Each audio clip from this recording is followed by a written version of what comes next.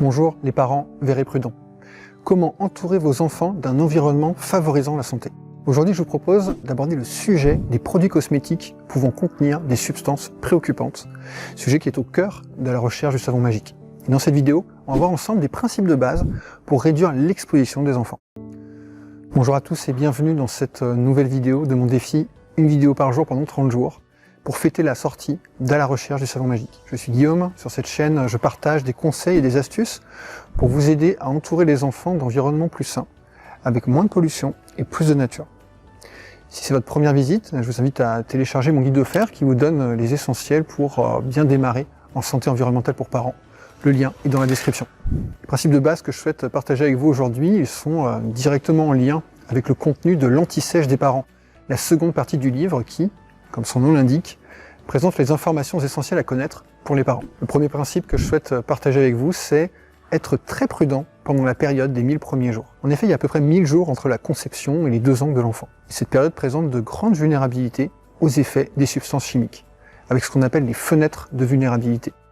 Et ainsi, selon le ministère en charge de l'écologie, la période des 1000 jours est particulièrement critique et doit faire l'objet d'une attention prioritaire. Et en plus, pendant les 1000 premiers jours, la peau des jeunes enfants est plus fine et plus perméable, en particulier au cours des premiers mois. Tout ceci nous invite donc à redoubler de prudence sur ce à quoi on expose nos enfants pendant cette période. J'aurai l'occasion de vous en reparler. Deuxième principe que je souhaite partager avec vous, c'est réduire le nombre d'ingrédients qui composent les produits que vous utilisez. Pour les substances chimiques, les tests de toxicité réglementaires présentent des limites significatives et font l'objet de débats nourris au sein de la communauté scientifique. Une des limites souvent mises en avant, c'est que ces tests considèrent les substances de manière individuelle. Alors les produits que nous utilisons, c'est notamment le cas des cosmétiques, sont généralement constitués d'un mélange de substances. Certains mélanges peuvent même présenter des synergies de toxicité, ce qu'on appelle des effets cocktails, où la toxicité du mélange est supérieure à la somme des toxicités individuelles des substances qui le composent.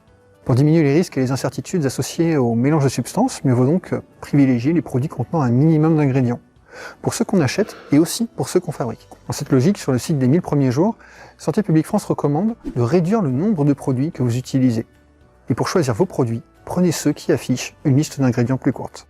Enfin, le troisième principe que je souhaite partager avec vous, c'est diminuer les besoins en produits chimiques. Par exemple, un moyen de diminuer les besoins en crème solaire consiste à suivre les recommandations du ministère chargé de la santé.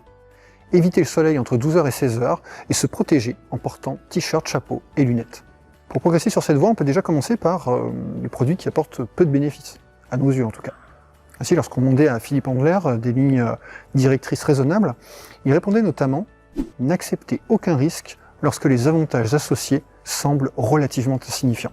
Certains auteurs recommandent même un principe de sobriété chimique et effectivement, un mode de vie et une parentalité plus simple, voire minimaliste, centré sur ce qui nous paraît essentiel, permettent d'éviter de nombreuses sources de danger. Et donc la sobriété est un moyen de gestion des risques qui me semble intéressant à considérer dans nos réflexions de parents verts et prudents. Voilà pour ces 3 principes généraux de santé environnementale pour parents.